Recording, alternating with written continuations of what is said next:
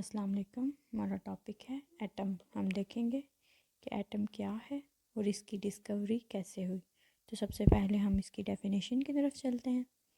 Definition में हम देखते हैं एटम किसी भी एलिमेंट का वो छोटे से छोटा ज़र्रा है जो किसी भी केमिकल रिएक्शन में हिस्सा लेता है और दोनों तरह से रह सकता है, आज़ादाना तौर पर भी और गैर आज़ादाना तौर पर भी।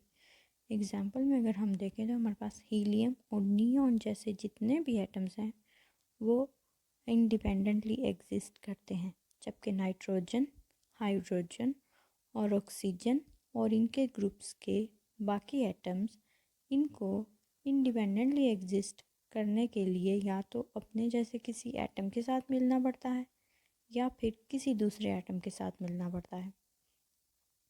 एटम की डिस्कवरी के लिए जो कॉन्सेप्ट्स दिए गए उनमें सबसे ज़्यादा काम ग्रीक फिलोसफर्स ने किया। उन्होंने क्या बताया कि मैटर जो है वो बहुत सिंपल और छोटे छोटे पार्टिकल्स पर मुश्तमिल होता है। जब मैटर टूटता है तो वो उन छोटे पार्टिकल बेसिक यूनिट तक चला जाता है जो मज़ीद डिवाइड नहीं हो सकते। तो इसी की बेस पे डेमोक्रेटस ने उन छोटे पार्टिकल्स को एटम्स का नाम दिया। एटम्स को हमने लफ्ज़ एटमोज से डिराइव किया, जिसका मतलब एक्चुअली यही है, नाकाबिले तक। ये जितने भी ग्रीक आइडियाज़ दिए गए ये सारे नॉन एक्सपेरिमेंटल थे। तो जब हमने इनकी क्वांटिटेटिव स्टडीज़ की 17th सेंचुरी में तो हमें पता चला कि कोई भी प्योर सब्सटेंस है वो डिफरेंट तरह के एलिमेंट्स पर मुश्तमिल होता है और इन सब की प्रॉपर्टीज़ एक दूसरे से डिफरेंट होती हैं। एलिमेंट्स मिलके कंपाउंड्स बनाते हैं और जब टूटते हैं तो अपने ही जैसे एलिमेंट सब्स्टिट्यूएंट्स बनाते हैं।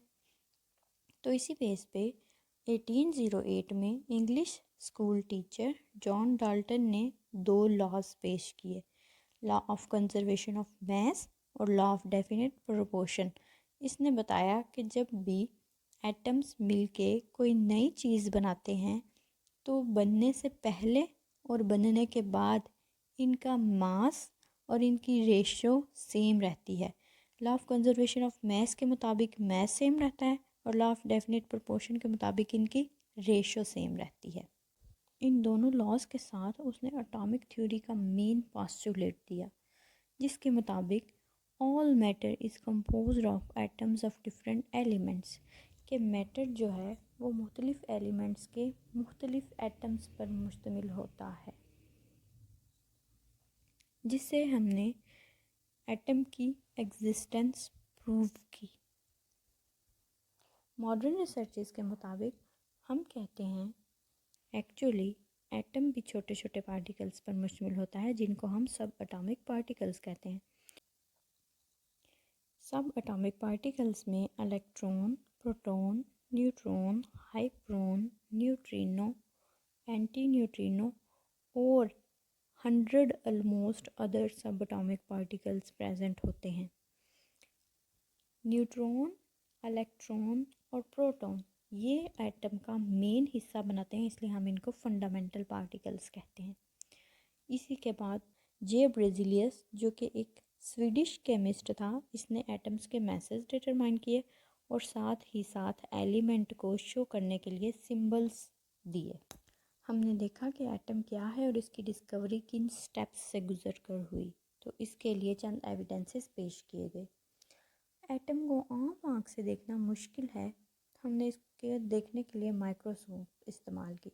ऑप्टिकल माइक्रोस्कोप में हम विजिबल लाइट को यूज़ करते हैं।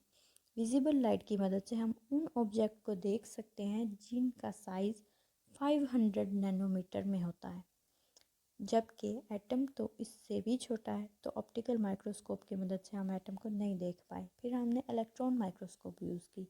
इलेक्ट्रॉन माइक्रोस्कोप में हम इलेक्ट्रॉन बीम को यूज़ करते हैं और इलेक्ट्रॉन बीम की वेवलेंथ विजिबल लाइट से बहुत छोटी है, जिसकी मदद से हमने एटम को ना सिर्फ देखा बल्कि उसका साइज़ भी मेजर किया। 20th सेंचुरी में हमने एक्सरे स्टडीज़ यूज़ की, जिसकी मदद से हमने एक एटम से दूसरे एटम तक का डायमीटर भी मेजर किया और इनकी वेवलेंथ भी मेजर की। Thank you.